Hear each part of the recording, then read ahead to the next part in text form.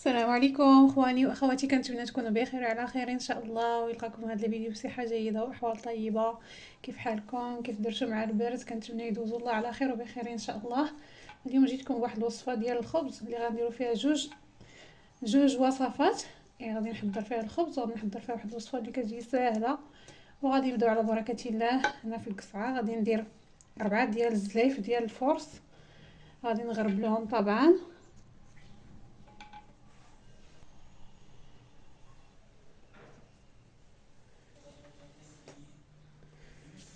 غادي نضيف لهم واحد الزلافه ديال الفينو تكون عامره مزيان. غنضيف عليهم 2 معالق كبار ديال الخميره لحقاش دابا الجو بارد،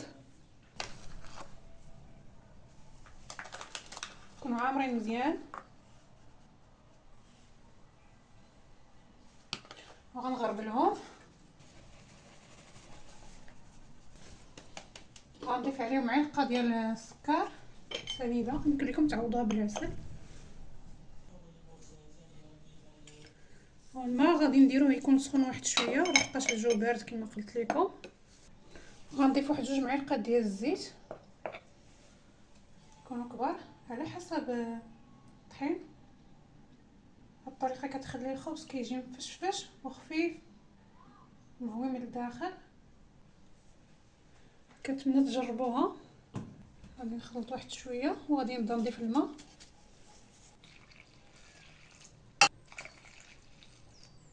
نخليه حدايا، الا خاص غادي نضيفو. الماء كيبقى على حسب النوعيه ديال الدقيق. غنضيف واحد شويه ديال الماء،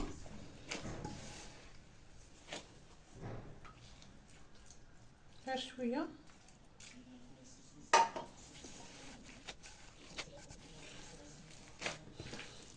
ملي كيكون الحال بارد ما كنسخنوش الماء بزاف وما كنكثروش الخميره.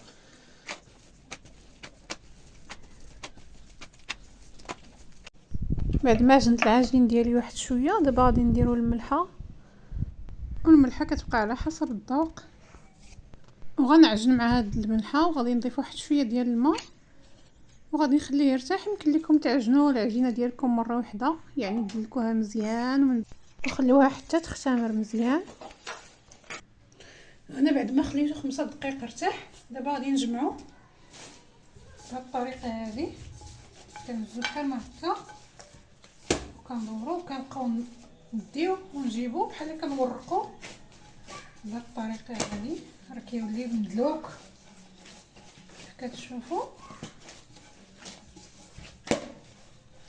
وهاد الطريقه راه كتجي ساهله بلا ما نضربو تماره في الدليك. وغنجمع العجين ديالي ونخليه يختمر. كيف كتشوفوا ما شاء الله العجينه رطبه كتشوفوا. غادي نخليه يخمر وعاد ديك الساعه باش غادي نقرصوه ان شاء الله. ومن بعد ما اختمر العجين ديالنا كيف كتشوفوا ما شاء الله، دابا غادي نبدا نقرص. هنا عندي الفينو هو اللي غنقرص به،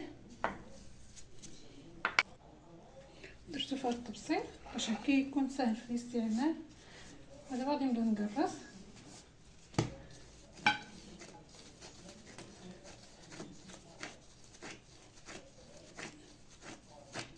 هاد الطريقه هذه كتجي سهله، وغادي نديرها في الفينو بحال ما هكا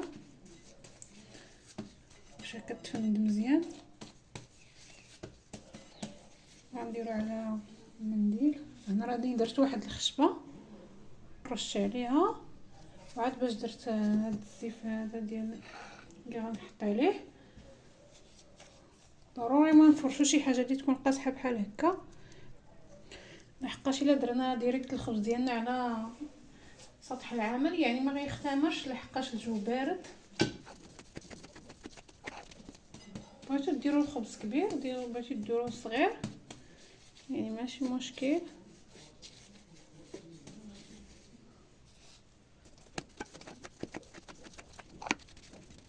كتشوفوا ما شاء الله يعني كيجي مدلوك مزيان ملي كنخليوه يرتاح. كيف كتشوفوا نفخات من الداخل. كنديكازيوهم هكا باش ما يجيناش خبز رقيق. ملي كيكونوا نفخات للداخل ديال الخبز يعني البلايص كيجيو رقاق. ضروري ما نديكازيوه بحال ما هكا. وتبعوا معنا لا فيديو حتى الاخير. مرحبا بكم، تبعوا المراحل ديالو باش ينجح معكم الخبز ديالكم ان شاء الله. وفي نفس الوقت هذوك ملي كيكون دوك الفواقات من الداخل يعني كيبين بان راه العجين ديالكم معجون مزيان. غادي ندير 6 وغادي نخلي الاخر نديرو فيه ديك الوصفه الاخرى اللي قلت لكم. يعني قلت لكم نخرج في الخبز 2 وصفات، وغادي نغطيهم نخليهم يرتاحوا واحد شويه وعاد باش غادي نقرصهم. بهاد العجين اللي بقى لي غادي ندير هذيك الوصفه اللي قلت لكم، راه كتجي ساهله. انا غندير كريسات صغار بهذا الحجم هذا، يكونوا صغيورين وهكا. بعد ما انتهيت حولتهم للقصعه كيف كتشوفوا. غادي نغطي عليهم حتى هما يرتاحوا واحد شويه وعاد باش غادي نخدمهم. ودابا غادي نبدا نقرص في الخبيزات ديالي. نرشم واحد شويه ديال الفينو.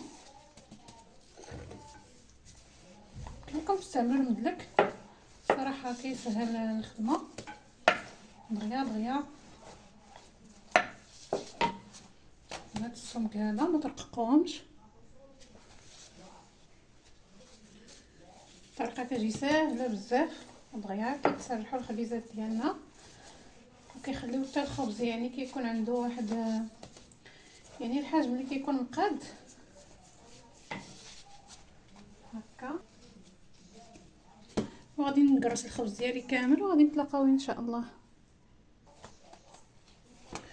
هكا بعد ما ساليت من التقراص ديال الخبز ديالي غادي نغطي عليه وغادي نخليه حتى غادي يخمر ان شاء الله. وغادي نشعل على الفران ونطيبو. بالنسبه للفران ضروري يكون يعني العافيه ديالو تكون مجهده، لحقاش الخبز ما كيبغيش الفران تكون العافيه ديالو مهيله، ضروري يكون مجهد. الا كان عندكم فران ديال الضو يعني ضروري يكون ديروا 300 درجه، الا كانت اكثر ديروها ماشي مشكل. يعني كتساعد على الخبز انه باش ينجح، يعني باش كتكون الوصفه ديالو ناجحه. وكنتمنى نكون فعتكم بشي حاجه وكنشكركم بزاف. وهاد الوصفه ان شاء الله غادي يصدق لكم الخبز كاع اللي ما كيصدقش ليه من المره الاولى غادي يصدق ليه ان شاء الله. وهنا كنهضر على المبتدئين يعني اللي باقي ما كيصدقش لهم الخبز، ضروري نغطيوه مزيان باش يختمر. غادي نضيف عليه شي حاجه. ودابا غادي نرجعوا لدوك الخبيزات اللي قرصت معكم. انا غادي نرش واحد شويه ديال الفينو. قلت لكم تستعملوا غير الفورس. انا غادي نعمرو بالفرomage. يمكن لكم تعمروا يعني بلي يعجبكم. انا غادي نستعمل الفرomage، كل وحده غادي نقسمها على 2 بهذه الطريقه هذه. غادي نحطها هنايا. يمكن لكم حتى الا بغيتو ديروا فرماجه كامله ديروها ماشي مشكل. المهم الفرماج ما يخرجش على العجين، حقاش الا خرج كيبقى يطرق لينا في الزيت. هاد الخبيزات غنطيبوهم في الزيت، نعمرهم كاملين.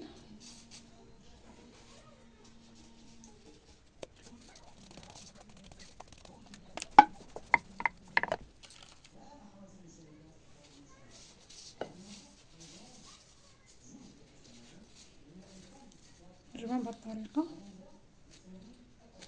باش يجيو دايرين.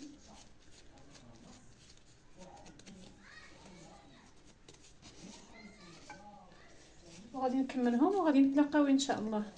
وبعد ما عمرتهم كاملين كيف كتشوفوا هنايا في المقله راني درت واحد شويه ديال الزيت. يعني ضروري تجي الزيت بحال ما هكا. غادي نشعل عليها البوطه ودابا غادي نبدا نقرص بين ما تسخن هذيك الزيت. ضروري نخليوها تسخن.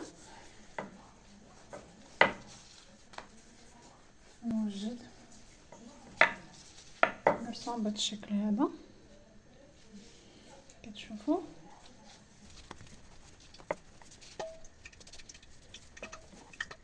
ومن بعد ما سخنت ديك الزيت غادي نبدا نطيب.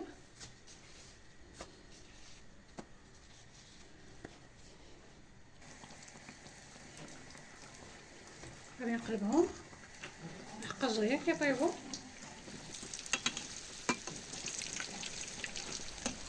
وهنا الا بان لكم الفيديو طويل قبلوا علينا، لحقاش فيه جوج وصفات. كنتمنى تبقاو معنا لنهايه الفيديو. مرحبا بكم. كما قلت لكم ضروري ما يخرجوا هذا الفرماج. هنا كيف ما شفتوا ديك البلاصه ملي تنفخات يعني بدا كيخرج وكيبدا يطرطق في الزيت، يعني حاولوا ان ما يخرجش لكم داك الفخوراج. غير باش وضحت لكم باش تعرفوا. الجناب اللي باقي ما طيبينش نرجعوهم على الجناب، وغادي نكمل الخبيزات ديالي ونتلاقاو ان شاء الله. ومن بعد ما طيبت هذوك الخبيزات كيجيو على هذا الشكل هذا. كنتمنى ينال الاعجاب ديالكم، يعجبوكم وتجربوهم ان شاء الله غادي يعجبوكم. كيجيو ساهلين ما فيهمش شي مقادير اللي كثيره، يعني بالخبز ديال الدار يمكن لكم ديروا هاد الخبيزات هادو. كيكون بهذا اللون هذا وهذا الاحمر هذا، كيكون يعني كيكون يعني محمرين واحد شويه بحال هكا. يمكن لكم تخليوهم بهذا اللون، يعني كل واحد شكون شنو كيعجبو. كنتمنى تجربوهم وينالوا الاعجاب ديالكم. كنشكركم بزاف على المشاهده. غادي نحلو وحده نشوفوا كيفاش كيجيو. شوفوا معنا كيجيو خفافين كيف كتشوفوا. هذيك العماره ديال الفخوماج، الفرماج كيولي دايب من الداخل، كيجيو لذاذين بزاف. جربوهم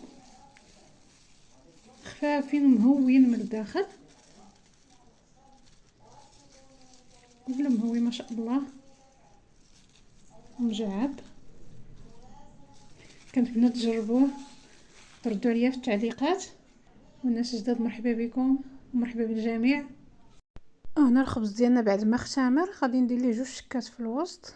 الا كنتو درتو الخبز كبير ديروا حتى 4 ديال التكات كما شفتوا. تقبتو هكا بواحد الفرشيطه اللي عندها جوج سنينات. الفران راه سخون. غنطيب الخبز ديالي ونتلاقاو ان شاء الله. هكا بعد ما انتهيت كيف كتشوفوا يعني جوج في واحد. عندنا الخبيزات ديال الزيت اللي عمرناهم بالفخوماج، عندنا الخبيزات اللي صايبنا بعد ما تخمروا وطيبتهم. كيفاش كيجي من الداخل ماما ماما ماما ماما ما شاء الله. كيجي مجعب مهوي.